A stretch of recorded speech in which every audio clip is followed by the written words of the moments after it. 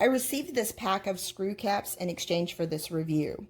These screw caps are plastic. They do have a hinge in the middle for you to be able to go ahead and actually place your screw on the inside and then close it so that you cannot see the screw head. Now I do have these already closed on different types of screws. This is a self-tapping screw, and this is basically just a screw for hanging a picture frame, something very, very light. This head on this one is actually a little bit bigger, but I do want to go ahead and show you how this too will still go ahead and fit, and simply just push it down and it will close. Now, this is a 2.5 inch deck screw, and again, this is only 1/2 inch wide, and you have to make sure that your head of your screw will actually fit in the hole, but will not pass directly through. And it will actually go ahead and work just fine.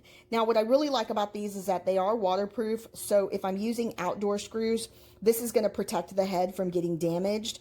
And if I ever needed to take something apart, I simply can go ahead and lift this side here, which can be difficult if you don't have something sharp. And it will go ahead and open for you to be able to have access to the head of the screw.